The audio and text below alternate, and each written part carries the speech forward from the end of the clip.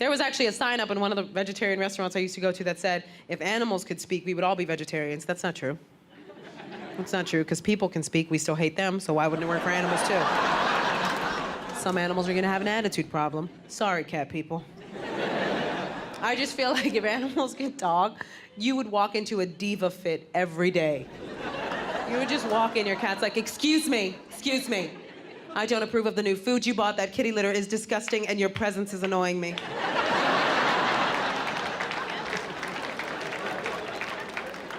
I'm gonna go lick my butt for 20 minutes. I expect you to be gone by the time I return.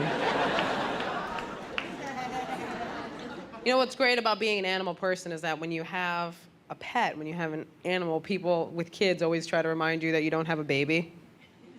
Right? All your friends with kids are like, oh my God, he's your baby. He's your baby, because you don't have a real one.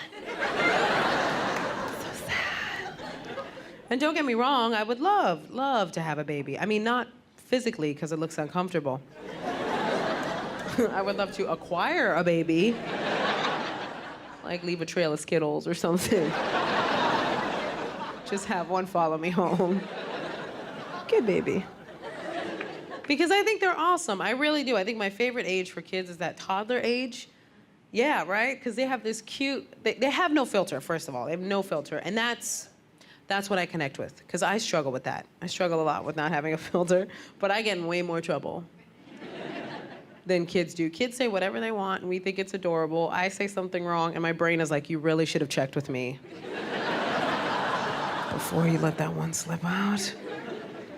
It's the beauty of being a kid. They can test the waters. They can say whatever. And they will, because kids don't have a filter till you put it in as the grown-up, right? Like, you ever been insulted by a kid? Yeah, it legitimately hurts your feelings, doesn't it? But you can't say anything about it. Because they'll just walk right up to you and be like, you're ugly, and then walk away.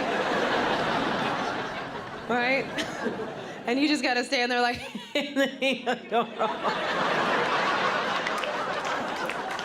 so cute. I just want to hug him around the neck. He's adorable. But when you think about it, you know what I mean? That kid isn't trying to mess with you. Like, if that kid said you're ugly, it's because he genuinely thinks you're ugly. But like, so ugly, he had to stop whatever he was doing and inform you of the situation. Like, he was doing something and he was like, no, put the Legos away.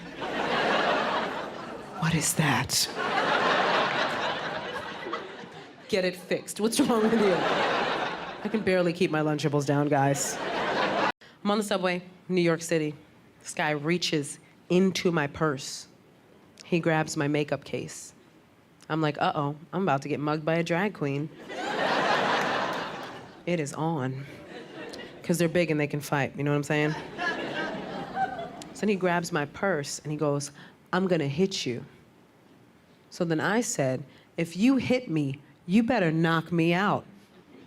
Which was stupid. Don't say that to somebody who's stealing your purse. Don't do that.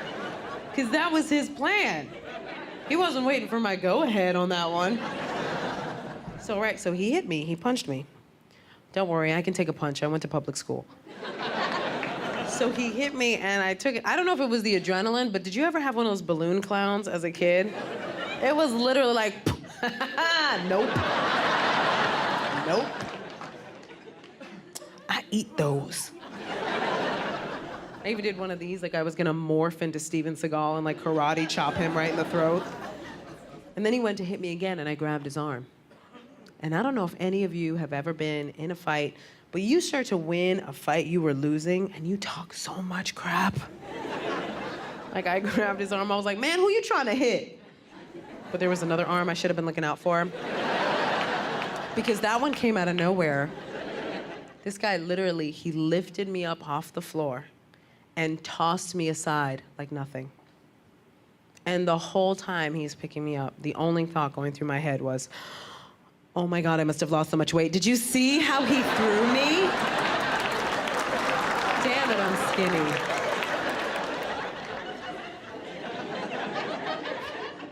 I'm kidding. It was really hard though when he picked me up not to go, wee! This is fun, what are we gonna do next?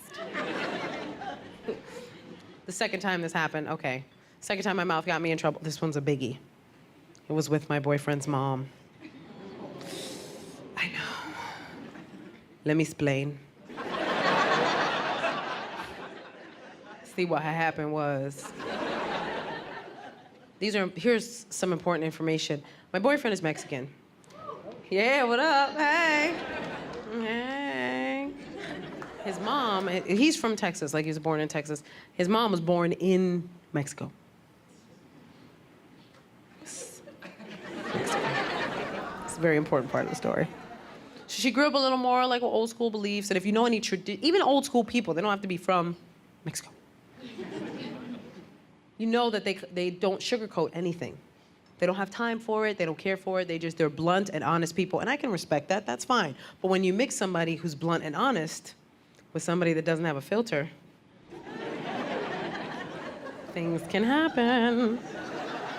So last time I'm in New York, she sees me, comes up to me, first thing she does, put her hand on my stomach. Why is that happening? I don't know why. I don't feel comfortable with that, do you, right? Because how many of us have had the guy that thought it was cute to pinch the fat on your stomach, huh, ladies? Yeah, right? The guy that goes, look at that, you have a tummy, look at that. I'm like, you have 3 seconds to live. Pinch me one more time, and your life is over. Right, so she touches my stomach, she goes, you're getting kind of fat, are you pregnant? Yeah, thank you. That is how I felt. Because first of all, who says that? Who tells a woman she's fat? Every guy in here already knows. The question, do I look fat in this? What is the answer? No, no, absolutely not, right? No, sometimes it's hell no. Sometimes it's, oh my God, baby, no, you look like you lost an ounce.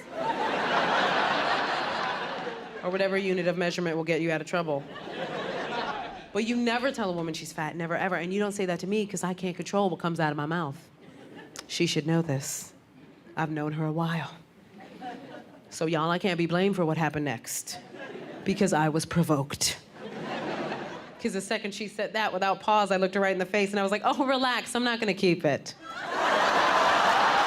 My goodness, thank you so much. I'm so excited to be here. Thank you. Oh my God, guys, relax. Jeez, you guys are excitable. I never know how to bring up the fact that I'm married. It's like a weird thing to bring up in conversation, just right off the bat. Like, I got hit on the other day, and the guy got mad at me after I told him I was married. Like, he walked up to me, he was like, excuse me, ma'am, I think you're very beautiful. And I went, thanks, I'm married. And he was real mad. He was like, you should have led with that. I was like, I didn't start the conversation. How weird would it be if that's how I started all my conversations? Like, excuse me, I'm married. All right, do you want to know our specials or not? I'm married a good dude. I married a wonderful person. Yeah. You can clap for him. I married a good one. I got me a 1978 Caucasian. It's a good make. It's a good one. Yeah. Not just white, he's Midwest white, so yeah. That's organic. That is farm to table white. Like I went to the source to get my white man, like, woo! Yeah. I am not white, I am Puerto Rican. Oh my God, thank you. My cousins. I love it when they come out to see me. It's also my husband's favorite thing. He loves the fact that he's married a Latina. He loves it, you know? He likes to bring it up in conversation when it has nothing to do with what we're talking about. He's just like, hey guys, my wife's Puerto Rican. Enjoy your meal. We're gonna get kicked out of Applebee's if you don't stop doing that. Stop telling people that kind of stuff. My husband's biggest flaw, he talks too much. That's laughter from people who've been with somebody who talks too much. Because you realize you cannot teach somebody how to be regular. You can't be like, yo, just be regular. You know all them times you want to talk? Don't. Stop it from happening.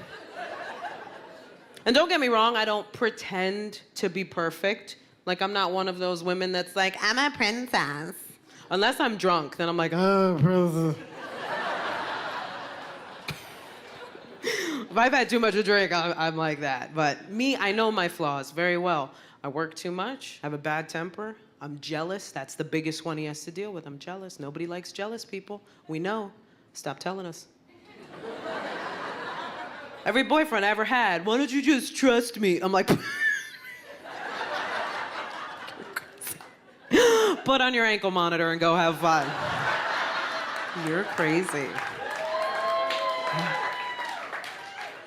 I don't know how he puts up with all of my craziness, man. Like, I was in a bad relationship before I met my husband, and if you've ever gone from a bad relationship to a good relationship, you gotta be careful that you don't try to cause fights where fights don't exist. Because I do that. Sometimes I'll wake up ready to start a fight. It's laughter from my fellow damaged people. Y'all know. I will wake up ready to fight, and I will look over at my husband, who is peacefully sleeping. And I just want to lean in and go, aww, today's not going to be easy for you. I'm going to give you 5 more minutes apiece, then I'm going to start slamming things around this apartment. When you ask me if I'm fine, I'm going to say I am, but I'm not. Good luck solving that mystery later on. It's insane.